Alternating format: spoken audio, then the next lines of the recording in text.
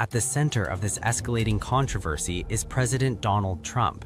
For months, Trump has openly argued that Greenland is vital to American national security. He claims U.S. control of the island is necessary to counter growing Russian and Chinese influence in the Arctic, a region increasingly shaped by climate change and new shipping routes. I may put a tariff on countries if they don't go along with Greenland, because we need Greenland for national security, so I may do that. Denmark has flatly rejected that argument.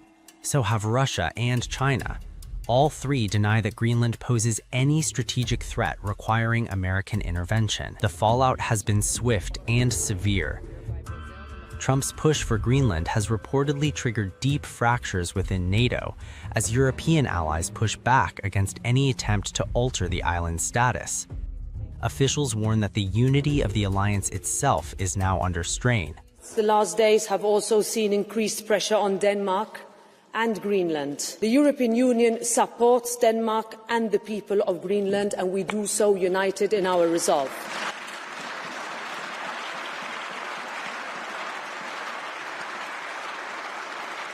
The measures threatened over the weekend by the United States administration will not help improve security in the Arctic.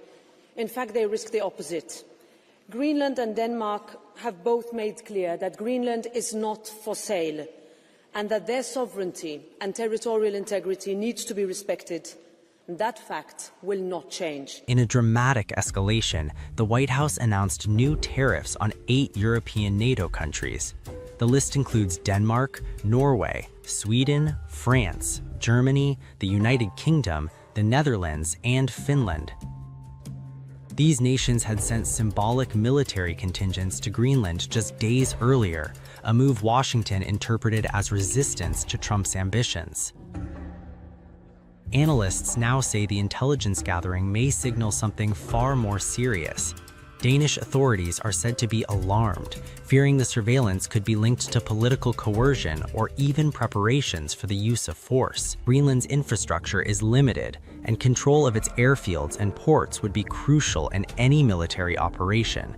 Intelligence on those locations would provide a strategic blueprint for rapid deployment in the Arctic. Denmark's foreign minister, Lars Løkke Rasmussen, has broken his silence on the scandal. Speaking to the Wall Street Journal, he delivered a stark message to Washington, saying he was deeply worried and reminding allies that friends do not spy on friends.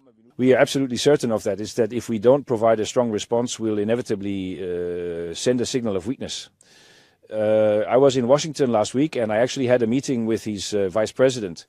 I felt that was as close to Trump as one could possibly get, at least for me.